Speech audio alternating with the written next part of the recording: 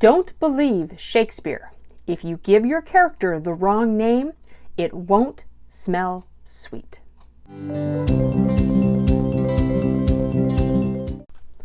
Welcome to Jenn's Writing World.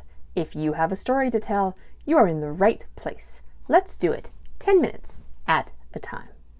Well, it is once again Sunday. My, how the days go by. Today, I want to talk about names. Do you have a hard time finding the right name for your character?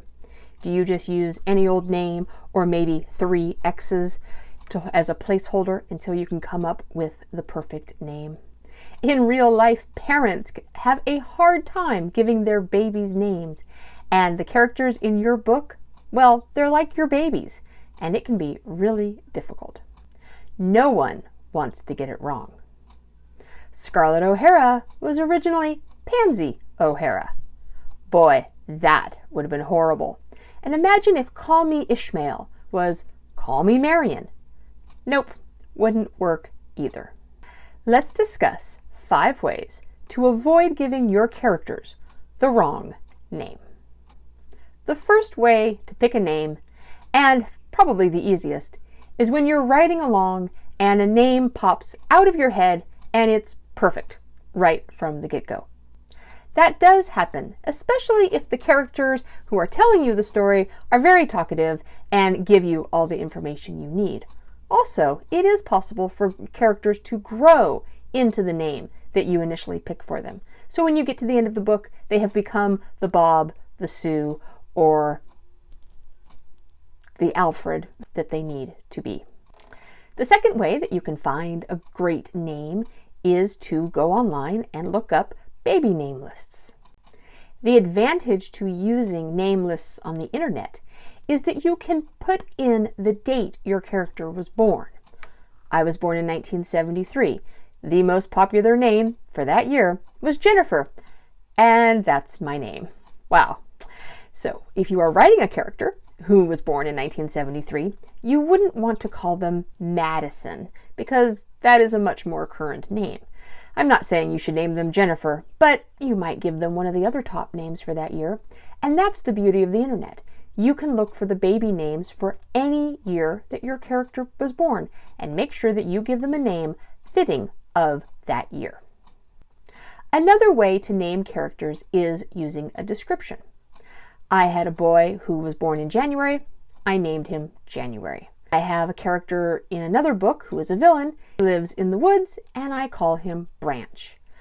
Now, sometimes they can get carried away, and you may not want to be too obvious, but this is where the internet can help, because I can take that branch name or trees, type it in and say, names that mean tree, names that mean branch. And lo and behold, I might name my bad guy Oliver because that pertains to the olive tree. But there's nothing wrong with using descriptions. It is how we got the names like Cooper, Tanner, names like that. Those originally were jobs, and people were named because it described the job they did. Now they're just names. The one advantage to using the name as a description is it cuts down on the amount of describing that you do. I have a villain named Branch. It's pretty obvious he's not going to live in the desert. And he didn't. The fourth way to find a great name is to use the names of people you know. Now, I am not recommending that you name one of the characters your mother's name, unless you want her to think that you've put her in your book. But if you have a second cousin who has an awesome first name, and maybe you had a second grade teacher who had an awesome last name, feel free to stick those 2 names together to make your character. And you already know that the names are awesome because you know real people who have those names, so obviously they can work in the fictional world. The 5th way is by meaning. Now this is similar to description, but meaning is more of a feeling or an emotion or a character trait. Like, let's say that your character is very loyal. So you go onto the internet and you type in names that mean loyal, and a whole list will come up. Perhaps your loyal character could be named Dylan or Faye. Those are both really wonderful names, I have to say. And again, the advantage to this is that your character can become their name. They are loyal, they have a name that means loyal, and so then if you connect the two, the name and the character trait, whenever the reader hears that Dylan is doing something, they'll know Dylan is loyal, because that is what the name will remind them of if you have set them up to think about it that way. There you have 5 great ways to pick out a name. Now, obviously, there are dozens and dozens and hundreds of ways to pick a name. I just picked 5 that I use most often, and I hope you find them useful too. But here is my last say on names. Whatever name you pick, Google it.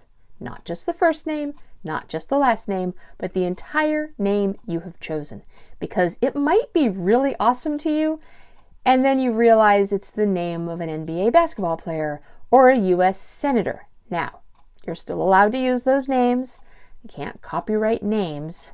However, do you really want the reader thinking of a US senator every time they read your book about some 12-year-old boy who goes on an adventure? It can be a little distracting. Also, you are going to hopefully have a website, and that website's going to talk about your books, and it's going to talk about your characters. And you want people, when they type in your character name, to go to your website and not the famous person's website. So, you can use any name you want, but if your name is someone famous, maybe tweak it just a little bit. Let me tell you just a fast way to do that. Change the spelling. Yes, their name may be Smith, but you know why there's so many different spellings for Smith? Because people got tired of sounding like everybody else. So why not make your Smith with a Y or add an E on the end or completely spell it differently? And small spelling changes can make whole new names, and then they become your character's name and not the famous person's name. And that is just something that I think helps both readers and writers. So whatever name you choose, I hope it is the one you wanted. I hope it is the perfect name, and I hope it is one that your readers love so much that they want to read more and more books with that character. If you want to write with me some more and write about your character and their perfect name some more, why not join me Tuesday when we do another 10-minute write-in? For details, you can subscribe right here, and I will send you the video when it comes out. A like is always appreciated, and I would love it if you would share the channel with your friends. Also, if you know a way to find the perfect name, if you have found perfect names and you want to share them, I would love for you to leave a comment down below, because the more advice we give each other, the better writers we become. Today's quote is by John Updike. He was a novelist and a critic, and he is one of only 4 authors to win more than 1 Pulitzer Prize. And there's something to aspire to. And this is what he said. We're past the age of heroes and hero kings. If we can't make up stories about ordinary people, who can we make them up about? That's a really good question. But you know what? Even ordinary people need the perfect name. So long from Jenn's writing world. Until we meet again, write.